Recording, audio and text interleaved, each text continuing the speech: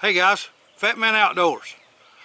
Today let's talk about something that should be of real interest to folks that like to fish a lot, especially if you like to fish for bigger fish like striper or catfish, sturgeon, even largemouth and smallmouth bass. What I'm talking about is cast nets. Now what a cast net is a round net that you'll hold in your hand bunched in a particular way, and believe me, there's 106 ways out there to do it.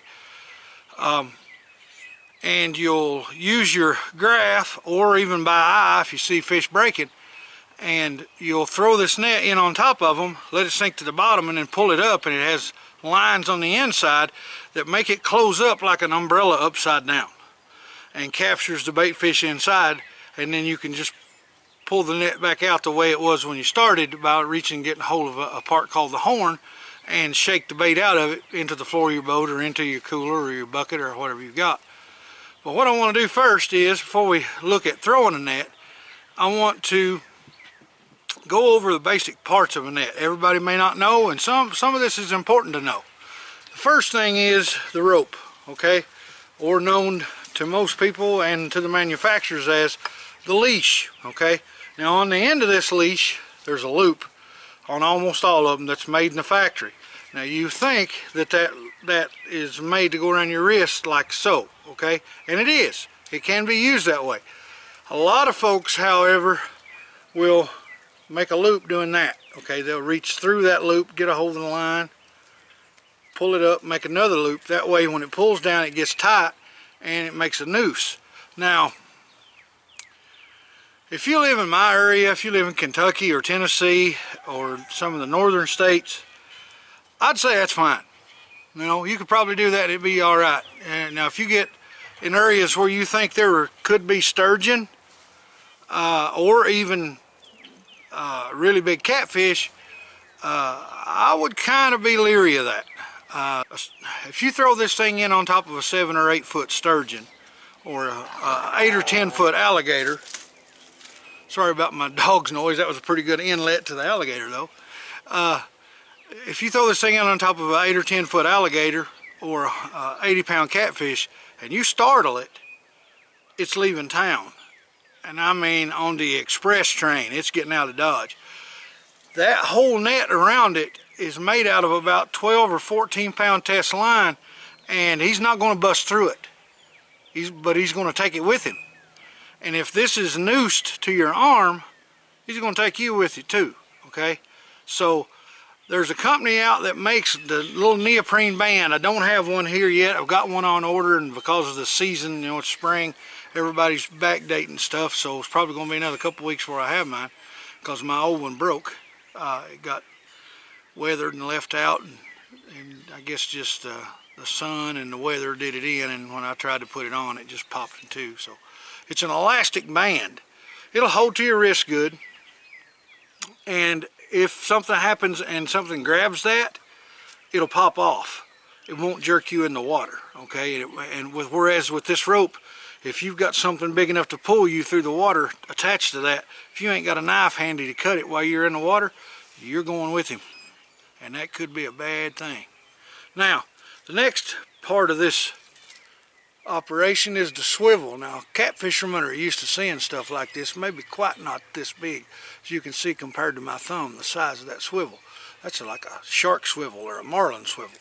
But it helps in when you're throwing your net and you're retrieving your net, that it doesn't spin your rope and it doesn't spin up these lines, which are called braille lines, which are made out of really heavy monofilament, and they're run out like the main wires on a spider web, so that it keeps the net pulled up evenly when you pull it back up, so it creates that umbrella effect underneath the bait that you've got inside. Okay, now the next part is what's known as the splitter.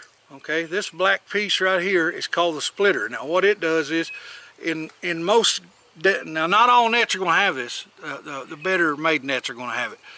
They separate the braille lines in two, okay, in the groups of two. And there's 12 braille lines on this net, and there's 6 eyelets in that splitter. Each one of the eyelets has 2 lines through it. And what that's for is so that when you're setting up the net to throw, it's easier to get everything pulled good and straight, and there's a less chance you're going to get it tangled while it's laying in the boat or down in the bucket in your boat. All right, now the next part is called the horn. Now this is, arguably this is the business end of a net, okay? When you're pulling your net up, it's going to keep all of your braille lines together. In my way of thinking, it's the most important part of the net. Reason being is because if you use the horn correctly after you've thrown the net and caught bait, when you pull that horn up, it's going to evenly drop the bait out of the net, so you're not going to have to spend half your day digging through the net. Now, the next part is the net itself. Now this is 3/8 inch mesh. Now, what this is a 3/8 half inch. Okay, now what that means is that this, if it's looked at in the way of a square, like that, it's 3/8. But if it's looked at diagonally, it's half inch. That's just the way they do the measurements in these nets. I don't know, you know, maybe if you get up into the larger nets where it's 3/4 by an inch or an inch and an eighth, can make a big difference. You know, you could throw over fish and they just go through. Now, depending on what kind of bait you're throwing for, you know, is going to dictate the size of the mesh of the net that you're going to want. You know, if you're throwing for threadfin shad, you don't need something that's going to have 3/4 by an inch and an eighth webbing on the net, because if you get that, then what you're going to do is you're going to have a long day of catching bait, and you're going to see a lot of scales in the water, but you're probably not going to do any good catching a fish unless you snag a crappie or a catfish that's cruising around underneath the bait you're missing, because they're going to go through the holes. Now, if you're fishing for, if you're throwing a net for gizzard shad or for threadfin shad, both, then this size net is probably going to be the best for you, 3/8 by half. It's going to catch the fish. It's not going to be big enough holes. They're going to get gilled, so they'll be easily get out, because that's when you have a problem. If they get gilled, if their head goes through the hole in the net just enough to where it gets to the gill plate and stops, then you can't really do anything to get the fish out but kill it. You know, there's no shaking it out, and you have to hand eject. You have to push them out one way or the other. It takes a lot of time. And if you're trying to catch bait quick early in the morning so you can fish, you don't want to waste time clearing the net. You want to drop it, pull it up, dump it, make your way again. If you got to drop it again, or if you just need to throw bait in the bucket and get down the lake. So now, if you're going to throw for bigger stuff like skipjack, you know, you want a bigger net, probably 3/4 by an inch and a quarter. It's going to fall fast. Now, and again, your fall rate is going to greatly depict where your bait's at. If your bait's up high, you want a net that's going to fall at a reasonable rate, but you don't need something that's going to fall at a crazy fast rate. If it's down deep, you don't want a regular net. You're going to want what's called a tape net. I don't have one of those here today. But what that does is, as it falls, that net opens itself up further so that it'll be still opened well when it hits the bottom and gets to where the bait is, if they're close to the bottom. Now that we're on that subject of going to the bottom, your next part of your net is your lead line. Now what this is going to be is a larger line, usually made out of like paracord or something like that, and about every 4, 5, 6 inches there's going to be a weight. This one actually is lead weights. It's covered with plastic to make them where they don't chip off bad and stuff if you're beating and banging them on the boat, and they won't hurt stuff as bad. This one is a 1.5 ounce per foot. Now what that means is, per foot of this lead line, there's 1.5 ounces of lead, or of weight to the line. Now you can get them at a higher number, you can get them at a lower number. You know, simple mathematics will tell you if it's a lower number, then it's going to fall slower. If it's a bigger number, it's going to fall faster. Keep in mind, if you get a big weighted net, if you get a high weighted net per foot, it's going to fall faster, but that means it's going to close faster too. So you got to be careful what you pick. With me, I like the 1.5 ounces in water that's 20, 25 foot or shallower. Anything deeper than that, you're going to need a net that falls fast, and it's probably going to need to be a tape net. Because if you don't, then all you're going to have is a closed umbrella when it gets to the bottom. Now, I'm going to show you real quickly the method that I use to load these nets. And by loading them, I mean how to handle them when you're getting ready to throw. And there's a lot of different schools of thought on how to do this, okay? There's as many different methods on how to throw a cast net as there is hairdos in a ladies' salon. Which one works best?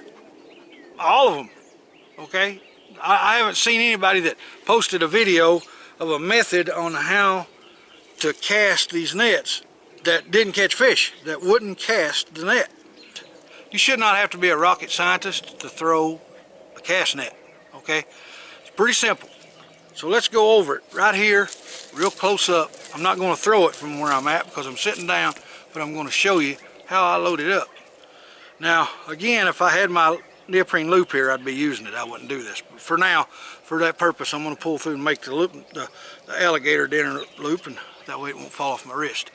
About every couple of feet, pull your rope, all right, all the way up to pretty close to the swivel. You can see the swivel there.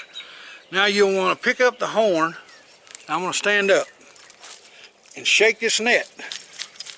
Now what that net's going to do when you shake it, it's going to all stretch out good and straight. Now you see how far my divider and my horn and everything came all the way up to the swivel? That's the way you want it. Now, what we're going to do is, I'm going to lay the net in the hand that's got the rope in it, and I'm going to pull it down the net till I get roughly 50% of these nets. Now this particular net that I've got is a good thing. It has like a bump in the net where they double stitch through a spot in this net, so you can feel that 50% right there. You can feel there's an extra bump, that there's just a little puffy spot, and you can feel when you hit that 50% of the net. So now we got 50% of the net. So now what I'm going to do is I'm going to separate this net out just like this, where there's 50% in two different piles, okay? Then I'm going to bring this over and I'm going to put it in my hand just like that. So now I've got 50% hanging, 50% right there. All right, now you got two lines right here, two lead lines. I'm going to take the one closest to me. I'm going to pull some of that out. I'm going to lay it right in my hand, just like that. All right? Now I'm going to grab that same line, and I'm going to pull some of it out, and I'm going to hold it. Okay? Now, when I throw the net, I'm going to make a sweeping motion with my hand that's got all the net in it. And with this other hand, I'm going to pull down as I'm throwing out with this one to kind of make a spinning motion. So what you want to do is you kind of want to get the net to spin as it leaves, so that centrifugal force will pop it open. And then as it goes out, then I want to let go of this part last, okay? Now I'll show you what it is to throw it and what it looks like. Okay, so now you've got a good load on the net. And when you want to throw it, you don't want to throw it up. You want to throw parallel to the water, or maybe even a little down if you're on a high boat like a pontoon. Or if you're standing on the ground, you want to kind of throw level. The object is you want the net to hit the water just as it opens up to its full potential. So let's see what we can do.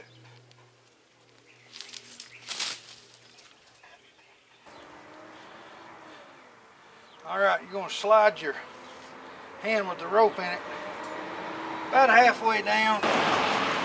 You'll separate the remaining lead in two piles, about even. Make sure there's only one string of lead in the front and one in the back going to the two piles. That way you know you ain't got there's a lot less chance you got the net tangled. Put that in your hand.